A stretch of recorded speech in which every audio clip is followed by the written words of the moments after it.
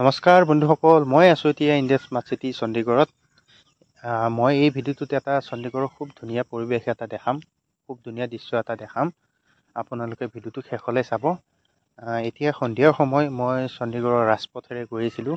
গৈ থাকোঁতে মই এটা খুব ধুনীয়া দৃশ্য এটা দেখা পালোঁ। ইয়াত দেখা পাইছে, এই চণ্ডীগড়ৰ মেইন ৰাস্তাৰ কিনাৰত তেনেকৈ জাকে জাকে হৰিণা জাক ওলাই আহিছে সন্ধিয়া সময়। এতিয়া এটা খুব ধুনীয়া পৰিৱেশ, খুব ধুনীয়া দৃশ্য এটা দুটা নহয়, জাকে জাকে হৰিণা ওলাই আহিছে দেখা পাইছে।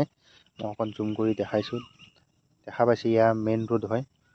এই গাড়ীবিলাক গৈ আছে আৰু বাকী ইফালে অহা গাড়ীবিলাক আহিব পৰা নাই। হৰিণা জাকটো পাৰ হৈ যোৱালৈ ৰৈ আছে সকলোৱে লাইট বন্ধ কৰি কিনে।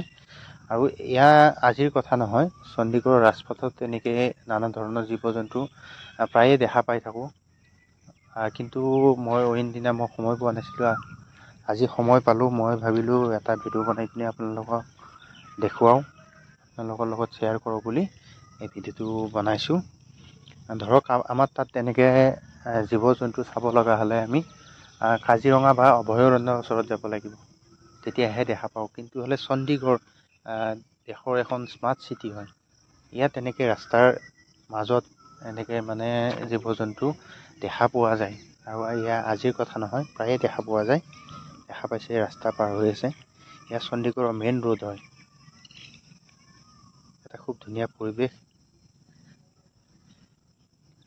সেইটো কাৰণে মই ভাবিলোঁ এটা ভিডিঅ' বনাই কিনে আপোনালোকক দেখুৱাওঁ, আপোনালোকৰ লগত শ্বেয়াৰ কৰোঁ বুলি।